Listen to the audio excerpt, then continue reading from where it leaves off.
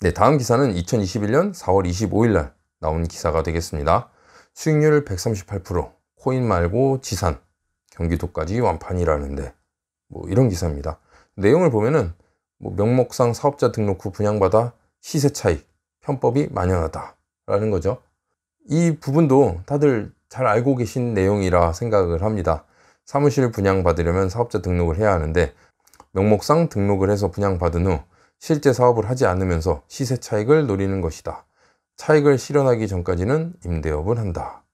그쵸, 아마 다들 알고 계신 내용이라 생각을 합니다. 그래서 굳이 이거는 뭐 제가 어떻게 해야 한다 뭐 이런 설명은 안 드리고 다음을 한번 보겠습니다.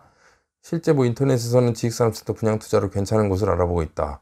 지식산업센터 수익성이 괜찮나요? 라는, 그래서 글이 최근 자주 올라오고 있다고 하는데, 실제로도 뭐 유튜브나 뭐 네이버 카페, 블로그 검색해 보시면은 지식산업센터 관련된 자료들이 정말 많아졌습니다. 그리고 이용하는 이용자들도 많아졌고요.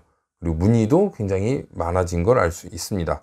그래서 한 공인중개사는 뭐 분양을 받은 후 원래 사업을 하려고 했지만 여러 변수들로 못하게 됐다며 임대업을 하고 나중에 시세 차익을 얻는 사례가 있다. 어찌 보면 틈새 시장이 열려 있는 것이라고 말했다.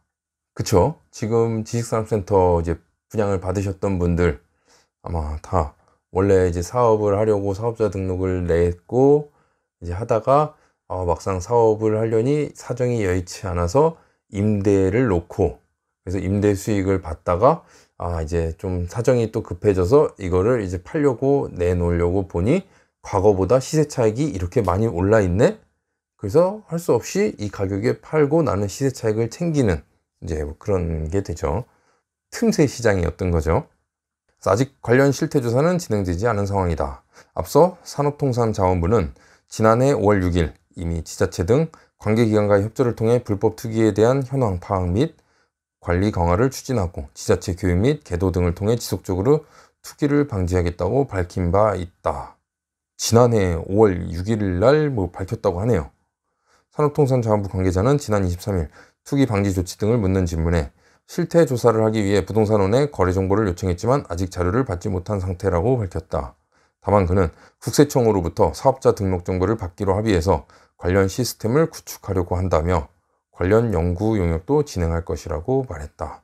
이제 슬슬 뭐 규제, 제재가 시작되는 거 분위기가 뭐 나오고 있는 것 같습니다. 아직까지 뭐 갈 길이 멉니다. 실제 뭐 이걸 다 잡고 뭐 조사하고 하는 건 쉽진 않고, 뭐 실질상 이걸 다 잡아낸다는 것도 말이 안 되긴 하는데, 어쨌든 이렇게 뭐 기사가 나오는 걸로 봐서 뭐 움직임이 조금씩은 있지 않나 생각을 합니다. 뭐 이렇다 해서 뭐 아직 뭐 당장 꺼지진 않을 걸로 보여요. 왜냐, 뭐 여기도 나왔죠. 작년 5월 6일 날 뭐 이미 뭐 관계기관과 협조를 통해서 불법 투기를 뭐 막고 강화하겠다 했는데 지난 1년 사이에 오히려 지식산업센터의 뭐 투자 수요는 더 많아지고 뭐 공급도 더 많아졌고 더 활발해졌죠, 시장이. 다음은 4월 29일 날 발표된 정부의 가계부채 관리 방안에 대한 내용입니다. 그 중에서 이제 지식산업센터가 들어간 관련된 내용만 한번 뽑아봤습니다. 뭐 이전부터 가계부채 관리 방안이다, 뭐 대출 규제가 시작된다, 뭐 이런 것 때문에 살짝 떠들썩했습니다. 저한테 문의 주시는 분들도 굉장히 많았고요.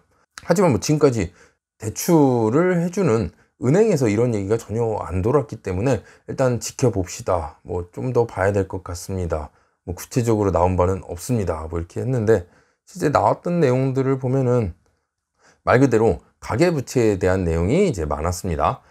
아파트 같은 경우도 이제 DSR 40% 적용에 대한 얘기가 나왔고요.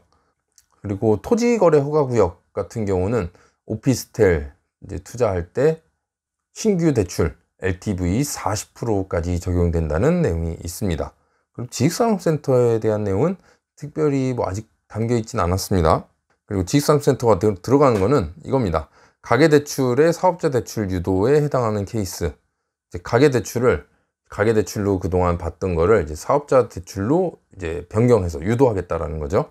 수익 창출을 목적으로 하는 사업용 자금 대출로서 사실상의 사업자 대출이나 그동안 가계대출로 취급했던 경우를 일컫습니다.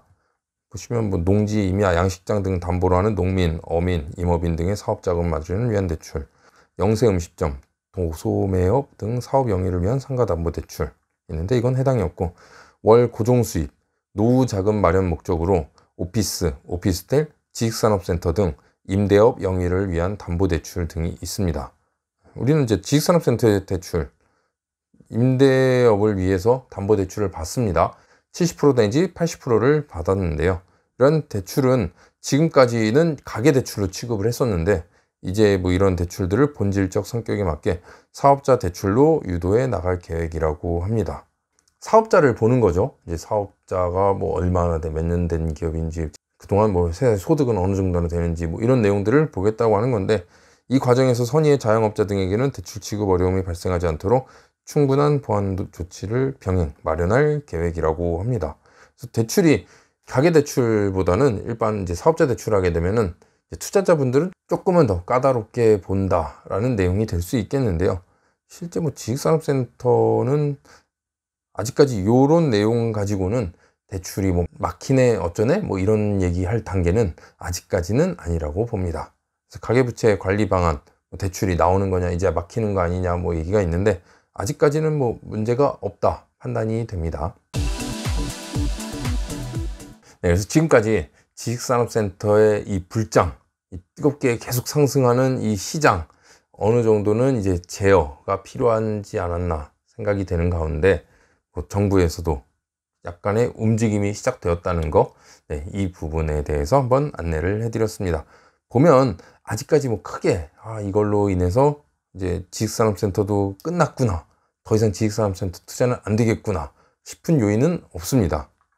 지금까지 해왔던 대로 이제 여기가 사람들이 많이 몰리고 있구나, 이쪽으로 투자자가 많이 있구나 라는 걸 인지하고는 있다라는 점, 네, 그렇게만 생각하시면 될 것 같고, 네, 최근 나온 뭐 이런 기사들로 문의 주시는 분들이 이제 몇 분 계셨는데, 뭐 제가 생각할 때는 아직까지 뭐 요 정도 가지고 이제 시장이 심각하구나, 뭐 이제 꺼지겠구나 라고 생각할 단계는 아니라는 생각이 듭니다. 우선은 좀 더 지켜봐야겠지만, 네, 지금 뭐 이 분위기가 당장 한순간에 꺼질 건 아니고 한순간에 꺼질 만큼 잡을 수도 없는 상황입니다. 왜냐하면 지식산업센터가 앞에 말씀드렸다시피 이제 지금 피해를 보는 것도 실입주 기업이지만 기업을 위한 거다 보니까 이제 여러 가지 제재를 하는 데 있어서 아무래도 좀 조심스러운 건 사실이죠. 조금은 더 지켜보고 시장에 대한 판단을 해야 되지 않을까, 그렇게 생각을 합니다.